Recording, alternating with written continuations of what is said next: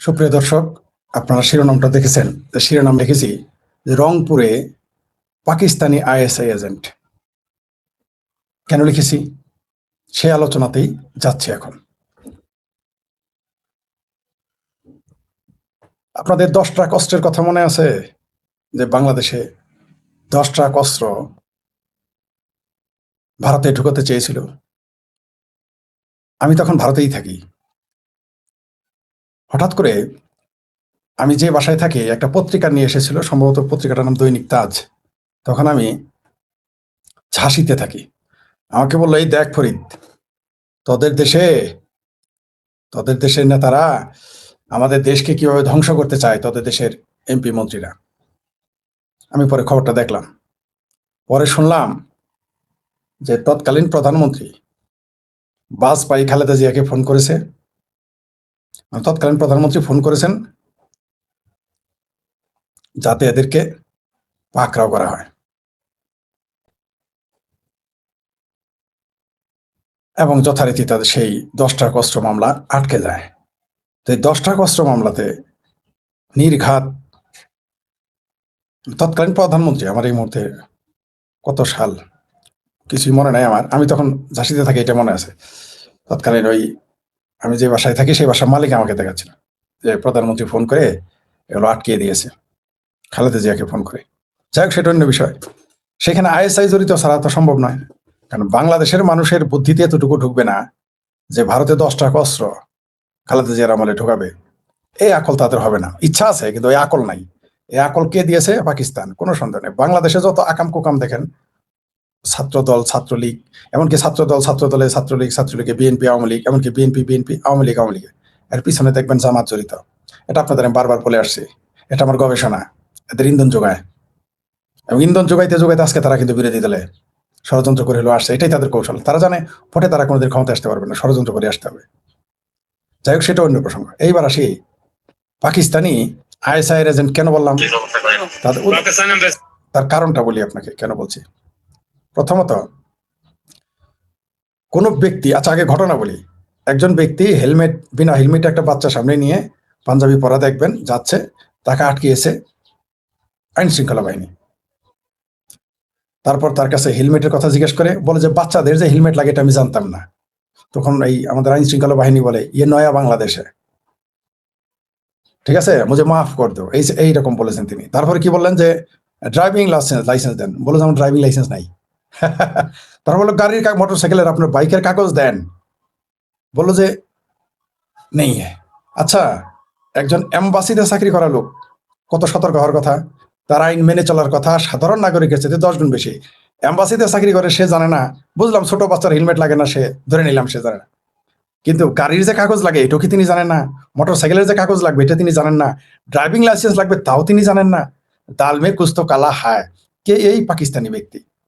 সে কি বলেছে যে আমি পাকিস্তানি এম্বাসিতে চাকরি করি।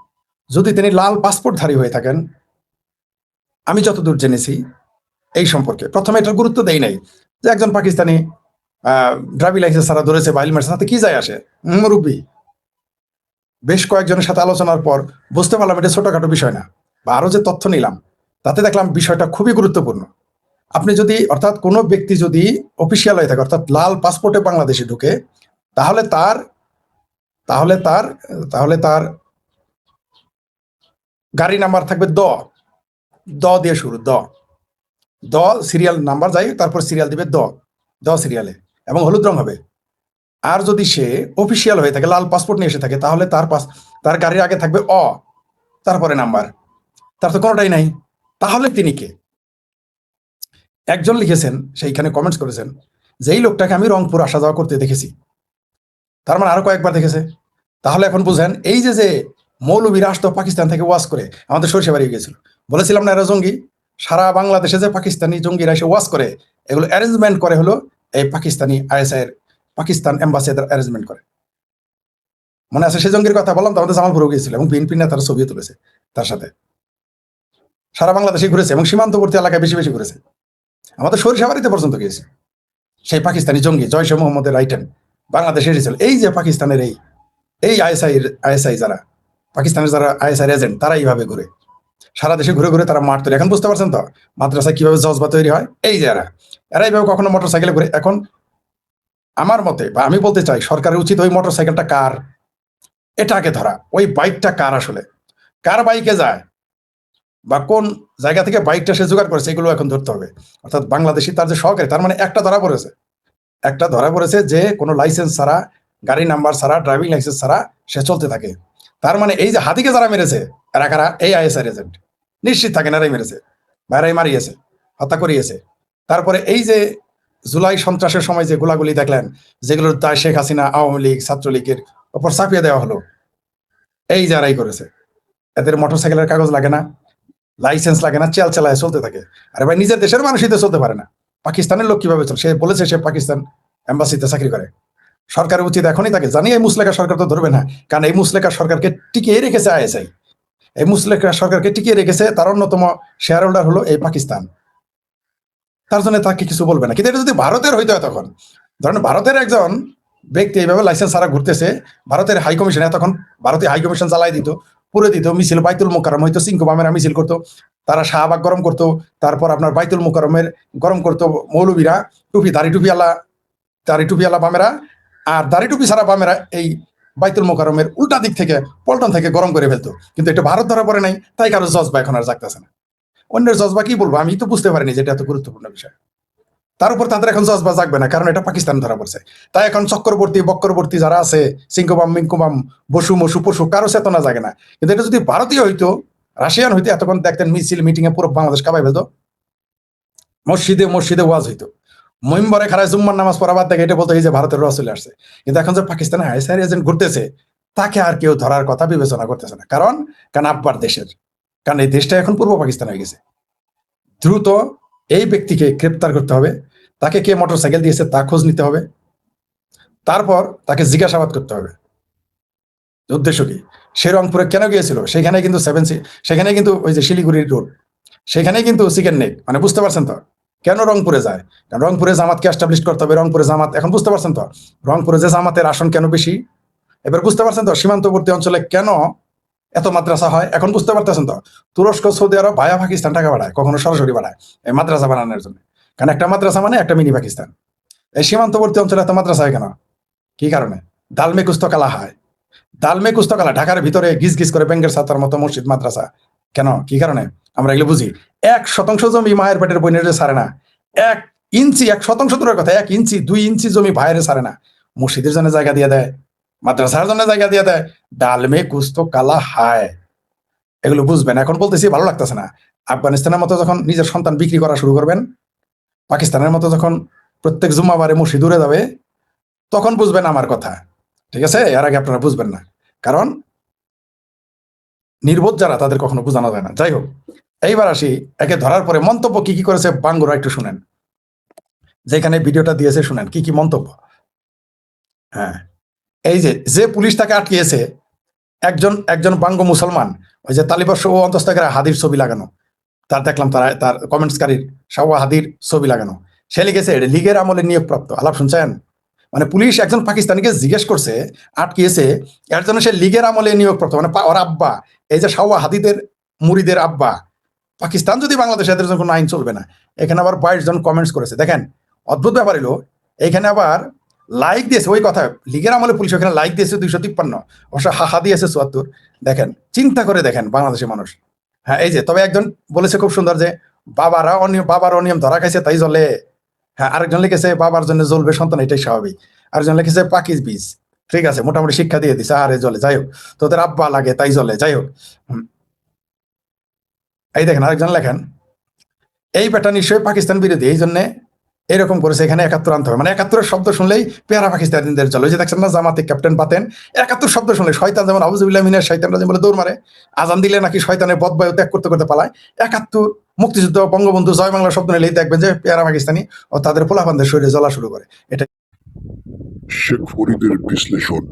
আরেক বদমাইশ একটু করে লেখছে। হ্যাঁ, আরেকটু বদমাইশ, মানে ডাইরেক্ট লেখে নাই যে পেয়ারা পাকিস্তানিদের কেন আটকাইলে আমার আব্বা লাগে, লেখছে বিদেশিদের সম্মান করা উচিত, তাহলে তারাও আমাদের দেশকে সম্মান করে। মানে বিদেশি মানে পাকিস্তানি, বুঝতে পারছেন? বিদেশি হলে কি কাগজপত্র ছাড়া চলতে পারবে, ড্রাইভিং লাইসেন্স ছাড়া চলতে পারবে? বদমাইশ, এটা বুঝতে পারছেন তো? মানে পেয়ারা পাকিস্তানের জন্য কত দরদ। হুম একজন অবশ্য লিখেছে যে এখানে কিছু রাজাকারের জ্বলবে। হ্যাঁ, ঠিক তাই, জ্বলতেছে। এই দেখেন। হুম।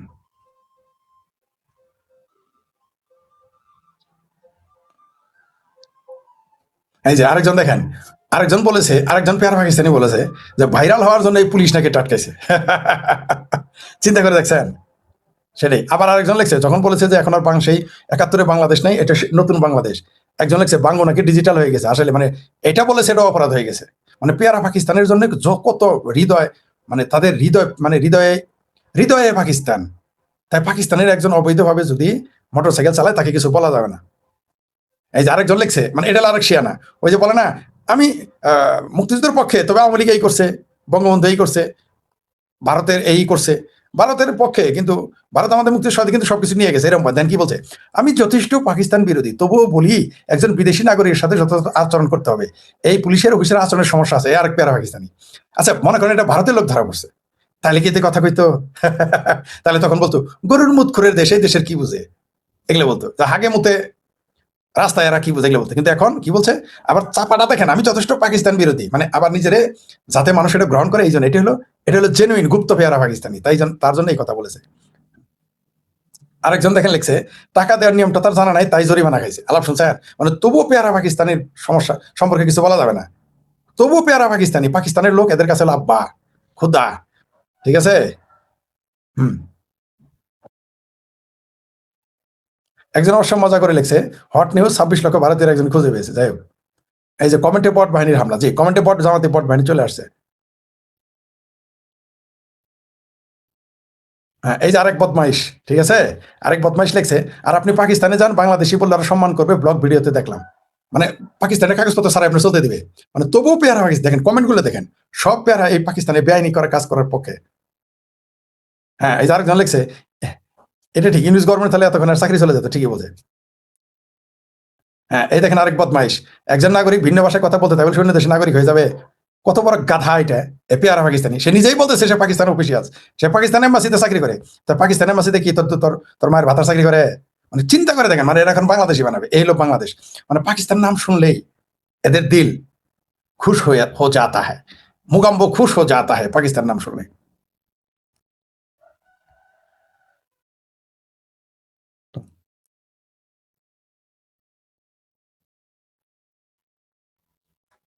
এই দেখেন আরেকজন লিখছে যে পাকিস্তান নাম শুনলেই আমরা ৭১-এর চেতনা কান্দে ঝুলায় অপমান করি। মানে বলা যাবে না, মানে বুঝতে পারছেন, এটা সব কিন্তু তরুণ, সব কিন্তু সাওয়া হাদির দল, সব কিন্তু এগুলো জামাতি বট বাহিনী এগুলো কমেন্টস করতেছে এখানে। দেখেন যে নিউজটা এখানে করেছে।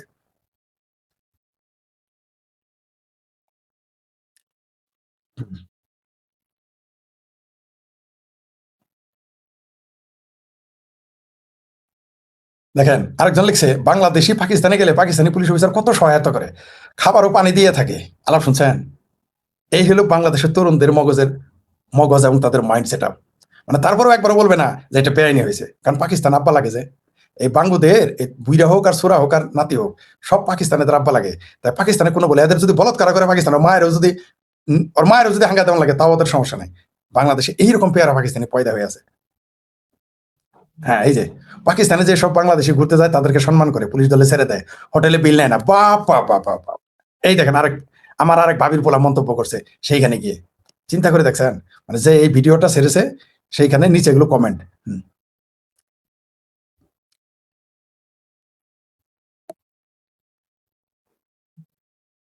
দেখেন, মুক্তিযোদ্ধার ছেলে যখন কোঠার জোরে, কোঠা বানান ভুল লিখছে, ভাবির বলা পারে আবার নাম আরবিতে লিখছে, মুক্তিযোদ্ধার ছেলে যখন কোঠার জোরে চাকরি পায়, তখন তাদের কাছ থেকে কি ভালো ব্যবহার আশা করা সম্ভব? আলাপ শুনছেন? মানে পেয়ারা পাকিস্তানি, সে নিজে বলেছে তার লাইসেন্স নাই। পেয়ারা পাকিস্তানি যে বলেছে সে অফিসিয়াল, কিন্তু তার কোনো গাড়ির কাগজ নাই, হেলমেট নাই তার সন্তানের বা তার বাচ্চার। একে আর ধরার কারণে এখন মুক্তিযোদ্ধা খারাপ হয়ে গেছে, এটা নাকি মুক্তিযোদ্ধার কোটায় চাকরি। এই হচ্ছে আমাদের ভাবির পোলা, যারা জুলাই সন্ত্রাসী করেছে, যারা এখন এখন বুঝতে পারছেন তো কেন তাদের কাছে জুলাই জুলাই সন্ত্রাস ৭১-এর চেয়েও মহান। এখন বুঝতে পারছেন তো, কেন তাদের কাছে শাওয়া হাদির কবরের চাইতে নজরুলের কবর ছোট। এখন বুঝতে পারছেন তো, তারা হলো হৃদয়ে পাকিস্তান। বাংলাদেশে বলি না আমি ৯০% মানুষ পেয়ারা পাকিস্তানি।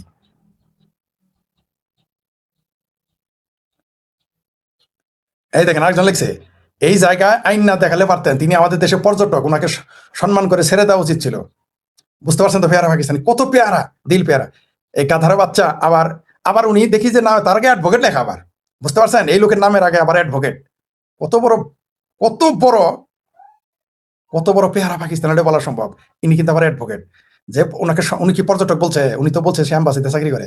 এই গাধাই ভিডিওর মানে বলতে পারলেই বাসে। মানে এরা এরকম পাকিস্তানের প্রেমে এত অন্ধ, এদের বাপের যদি বলাৎকার করে আর মায়ের যদি ধর্ষণ করে তাও বলবে সুবহানাল্লাহ আলহামদুলিল্লাহ। এই হচ্ছে বাংলাদেশের বর্তমান তরুণ প্রজন্ম। কিরকম পেয়ারা পাকিস্তানি, এই লিঙ্কটা আমি আমার ইউটিউবে দিয়ে থাকবো, আপনারা পড়ে নিয়েন যে কিরকম পেয়ারা পাকিস্তানি এখানে চলে এসেছে। জি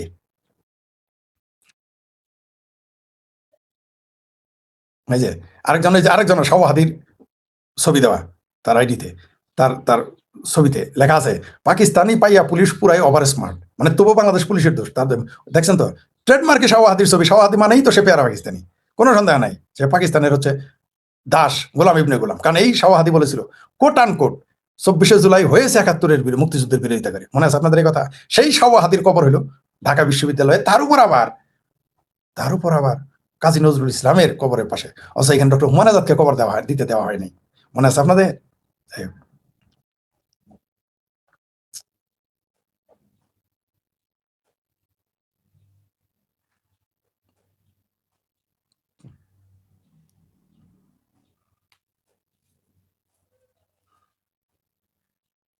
এই দেখেন আরেকজন আছে, ভাই এটা তো আপনি ঠিক করেন নাই, বিদেশি নাগরিক হলে তাদের একটু সম্মান করা উচিত, আমরা তাদের দেশে গেলে তারাও সম্মান করবে। মনে আছে আপনাদের? কয়েকজন ছেলে বলেছিল যে তারা ভিসা নিয়ে পাকিস্তান গেছিল, তাদের সরাইছে, তাদের ইমিগ্রেশন সরাইছে, আপনাদের মনে আছে? আর আমার ভাবির পোলারা কি বলে শুনেন, তাও আবার কোন পাকিস্তানি যারা ভিখারিস্তান বলা হয়। হুম, যাই হোক, এগুলো কমেন্ট কত আর শোনাবো আপনাদের। এখানে বহু কমেন্ট রয়েছে যেগুলো সব মানে 90% কমেন্ট হচ্ছে এই অবৈধভাবে বেআইনিভাবে মোটরসাইকেল চালানো, কাগজপত্র ছাড়া, ড্রাইভিং লাইসেন্স ছাড়া মোটরসাইকেল চালানো, এই আইএসআই এজেন্টের পক্ষে মন্তব্য। এখন বুঝতে পারছেন তো আমরা কোন বাংলাদেশে বাস করি, কোন প্রজন্ম আমাদের দেশে তৈরি হয়েছে। 90% কমেন্ট হচ্ছে ওই পাকিস্তানের আইএসআই এজেন্টের পক্ষে। কারণ কি? কারণ তারা আসলেই বাংলাদেশকে ভালোবাসে না, তারা ভালোবাসে পাকিস্তানকে। বাংলাদেশের হিন্দুদের বলে তোরা ভারতকে ভালোবাসা, ভারতে চলে যায়। তাহলে এদের কি করা উচিত? সব জাহাজে বড় বড় পাকিস্তান পাঠানো উচিত না? তা কিন্তু যাবে না। এই যে আমার ভাবির পোলারা পাকিস্তান পাঠানোর কথা বললে যাবে না, তারা কিন্তু জমি বেচে যৌতুক নিয়ে সুদে টাকা নিয়ে প্রয়োজনে ইউরোপ আমেরিকা যাবে, জীবনেও কিন্তু পাকিস্তান যাবে না। অথচ পাকিস্তান কিন্তু ভিসা ফ্রি, টিকিট কাটলে চলে যেতে পারে, কেউ যায় না। আর ভারত ভিসা দেবে না, ভিসা এখন স্থগিত করেছে। ভিসার জন্য হাজার হাজার টাকা দিতে রাজি আছে তারা, ঘুষ ভারতের ভিসা পাইতে। আর বর্ডার দিয়ে তো পালায় পালায় লাখো লাখো পালে পালে তলে তলে তো যাই, কিন্তু পাকিস্তান কিন্তু কেউ যাবে না। কিন্তু সেই পাকিস্তান প্রেমে বাংলাদেশের মানুষ অন্ধ। আমি সতর্ক থাকতে বলবো, বাংলাদেশে যারা, সরকার তো কিছু করবে না, যারা সাংবাদিক আছেন রংপুরে সতর্ক থাকেন। এটা তো একটা ধরা পড়েছে যে পাকিস্তানের এম্বাসির লোক কাগজ মোটরসাইকেলের লাইসেন্স ছাড়া, মোটরসাইকেলের কাগজ ছাড়া সে প্রকাশ্যে ঘুরে বেড়াচ্ছে, এবং এটা তার নিজের দাবি, সে নিজে পাকিস্তান এম্বাসিতে চাকরি করে সে বলেছে।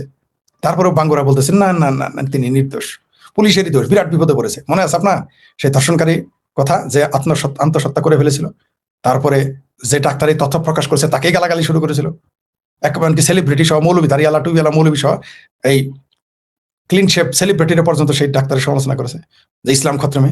তো একে ধরার পর এখন শুধু একটা কথাই বলা বাদ রাখছে যে পাকিস্তানের অফিসিয়ালস তাকে জরিমানা করার কারণে ইসলাম খত্রমে, এটা বলা শুধু বাদ রাখছে বাংলাদেশে বাঙ্গুরা সেই কমেন্ট। আর সব বলা শেষ, বিরাট পাপ করে ফেলছে, পারলে আর চাকরিটা খেত এই পুলিশের। এখন সে মুক্তিযোদ্ধার কোটায় চাকরি পাওয়া হয়ে গেছে, এখন সে কতক্ষণ পর আওয়ামী লীগ হবে। আওয়ামী লীগের দোষ মামলা আর যদি অ্যারেস্ট করতো তাহলে হয়তো আওয়ামী লীগের দোষর হয়ে যেত। মানে পাকিস্তান প্রেম বাংলাদেশে কত, এখন বুঝতে পারছেন তো? এখন বুঝতে পারছেন তো কেন আইএসআই এর ঘাঁটি হয়েছে, কিভাবে হয়েছে?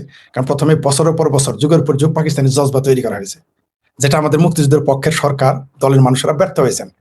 পাকিস্তান প্রেমে বোধ কিভাবে হয় এই দেশের মানুষ, যে একটা পাকিস্তানের একটা লোক বেআইনি কাজ করলো, তার বিরুদ্ধে তাকে জরিমানা করলে বাংলাদেশের 90% ব্যক্তি তার পক্ষে চলে যায়। আপনি ভাবতে পারেন ফেসবুকের কমেন্টস, আপনি এর কি মনে করেন না? ফেসবুকের কমেন্টসই বাংলাদেশ। এটা আজ থেকে 7-8 বছর বা 5 বছর আগে লিখেছিলাম যে বাংলাদেশটাকে চিনতে চাইলে আপনাকে ফেসবুকের কমেন্টস পড়তে হবে, আপনাকে ডক্টরেট হইতে হবে না, জাস্ট ফেসবুকের কমেন্টস গুলো পড়বেন। তাহলে বাংলাদেশের মানুষের সাইকোলজি, বাংলাদেশের মানুষের ধর্ম, বাংলাদেশের মানুষের দেশপ্রেম কোন দিকে, বাংলাদেশের মানুষ কি খায়, কি পরে আর কি করে, কি তাদের ভাবনা, আপনার ফেসবুক পোস্ট পড়লেই বুঝে যাবেন। এখন বলবেন সেগুলো তো fake ID. G, fake ID, so what? এই প্রতিক্রিয়া তো কেউ না কেউ দেখিয়েছে, আপনি বুঝতে পারবেন। আর আমি যেগুলো বললাম একটাও ফেক আইডি না, সবগুলো তাদের ছবি দেওয়া আছে, তাদের সবকিছু এখানে দেওয়া আছে। পাকিস্তান প্রেম এত বেশি। তবে সাংবাদিকদের বলবো আপনারা সতর্ক হন, যে সমস্ত লোক এইভাবে বিনা মোটরসাইকেলে চড়ে ঘুরে ফিরে, এরা শুধু বাংলাদেশি না, পাকিস্তানের আইএসআই হইতে পারে, খোঁজ নেন, নাহলে এই দেশটা বিপদে পড়বে। এই বাংলাদেশকে পাকিস্তান চাচ্ছে একটা যুদ্ধক্ষেত্র বানাইতে, কারণ তাদের ব্যবসায় হইতেছে সন্ত্রাস উৎপাদন ও রপ্তানি করা। এই দেশে যুদ্ধ বাজলেই তারা এইখানে ব্যবসা করে খেতে পারবে। কারণ যত এই যে আফগানিস্তানকে নিয়ে 40 বছর ব্যবসা করে খাইছে, এখন আবার আফগানিস্তানকেই মারতেছে। পাকিস্তানের কিন্তু বুকপিট নাই, তারা তাদের তাদের নিজের দেশ সম্পর্কে তাদের বুকপিট নাই। পাকিস্তান সম্পর্কে আমেরিকান জজ বলেছে তারা ডলার হলে মা নিজের মাকে বেঁচে ফেলতে পারে। এটা খোদ পাকিস্তানের কয়েকজন নেতার সঙ্গে খোদ প্রধানমন্ত্রী ইমরান খান এটা আউড়েছিলেন। শুধু তাই না, তাদের পারমাণবিক অস্ত্রের যে চাবিকাঠি, এটা নিয়ন্ত্রণ পর্যন্ত নিয়ে নিয়েছিল আমেরিকা। পত্রিকায় চলে এসেছে, এরা টাকা হইলে সব পারে, সব। সুতরাং এরা টাকার জন্য বাংলাদেশকে কি করতে পারে? যারা ডলারের জন্য নিজের মাকে বেঁচে ফেলতে পারে, নিজের দেশ বেঁচে ফেলতে পারে, নিজের দেশের নিরাপত্তার বিষয় অন্য দেশে আমেরিকার হাতে তুলে দিতে পারে, তাহলে বাংলাদেশকে তারা কি করবে এখন আপনি বুঝেন? যারা নিজের গরুর এই সোলায় কাটে টুকরা করে, নিজের নিজের পাড়ারে কাটে টুকরা করে সোলায়, তাহলে আপনার পাড়ারে কি করবে বা আপনারা কি করবে? এবার একটু বুঝে নেন। আমি সাংবাদিকদের বলবো আপনার সতর্ক থাকেন এই সমস্ত লোক থেকে। এই বাংলাদেশে, পুরো বাংলাদেশে কিন্তু আইএসআই এজেন্ট করতেছে এইভাবে। এরা যে কোনো সময় যে কোনো কিছু ঘটাবে, তার জন্য মোটরসাইকেলে তাদের কাগজ নাই। এরা যে প্রাইভেট কার লাইসেন্স ছাড়া নিয়ে ঘুরতেছে না, তার গ্যারান্টি কি? এরা যে নদীর পাড়ে, এই যে নদীর পাড়ে যে ট্রেনিং করাইতেছে, এরা যে তাদের না, তার গ্যারান্টি কি? এরা যে ট্রেনিং করাচ্ছে না, এরা যে অস্ত্র সরবরাহ করতেছে না, তথ্য সরবরাহ করতেছে না, তার গ্যারান্টি কি? এরা যে বাংলাদেশে ভারত বিরোধী জজবাকে আরো সেইখানে আরো তেল পানি দিয়ে আরো যে জজবা উস্কে দিচ্ছে না, তার গ্যারান্টি কি? যে কোনো মূল্যে একটা ঝগড়া বিবাদ বাংলাদেশের সাথে বাঁধুক, না খেয়ে কে থাকবে ভাই বাংলাদেশের মানুষ? ওরা তো পাকিস্তান তো ভিখারিস্তান নামে সারা বিশ্বে পরিচিতি পেয়েছে। এখন আপনারা যদি ভিখারিস্তান, তারপর দুর্ভিক্ষ স্থান হিসেবে পরিচিত হইতেছেন, তাহলে থাকতে পারেন, তাদের কথা মতো চলেন। তা না হলে সতর্ক থাকতে হবে এই সমস্ত লোক থেকে। আমি বাংলাদেশ সরকারকে তারপরে বলবো, বাংলাদেশের গোয়েন্দা সংস্থাদের বলবো, সতর্ক হন এই সমস্ত লোক যারা পাকিস্তানের এম্বাসি থেকে, হাইকমিশন থেকে যারা এইভাবে বিনা কাগজে, বিনা ড্রাইভিং লাইসেন্সে ঘোরাফেরা করতেছে, এদের ব্যাপারে সতর্ক থাকুন। তা না হলে কিন্তু মরবেন কিন্তু আপনারাও। আমরা একলা মারা যাবো না, আমার আত্মীয় স্বজন একা মারা যাবে না, আমার গ্রাম আমার জেলা একা মারা যাবে না, আপনারাও মারা যাবেন। তাই পাকিস্তানের এই আইএসআই এজেন্টদের থেকে সতর্ক থাকুন। দেখি কমেন্টে 2-4টা কমেন্ট, লম্বা হয়ে গেলে তো লম্বা করতে চাইনি। আবার ইউ ভাই ভালো, জি জি জি, সব মনে আছে ভাই, 10 টাকা, জি জি। আবারও সেই ভয় বা পরিস্থিতি সৃষ্টি হয়েছে, ঠিক মনে আছে ভাই, 10 টাকা, জি। তারপর কি, জি ভালো আছি, হাউ ইজ এন্ড যত কুকুর মাতা কুত্তু, হ্যাঁ পাখি বিচারাইতে শেষ করে দিল, জি ঠিকই বলেছেন। হ্যাঁ ফরিদ ভাই সালাম, ভালোবাসা নেবেন, জি কৃতজ্ঞতা, জি আপনাকে। ফরিদ ভাই আপনি যা বলেন কমেন্ট আর করা লাগে না, তবু মনোযোগ দিয়ে শুনিও, ধন্যবাদ। হ্যাঁ আমার মনে হয় মাসুদ ভাইয়ের অবস্থা আপনি জানেন, প্লিজ। হ্যাঁ পাকিস্তান বলছে বাংলাদেশকে।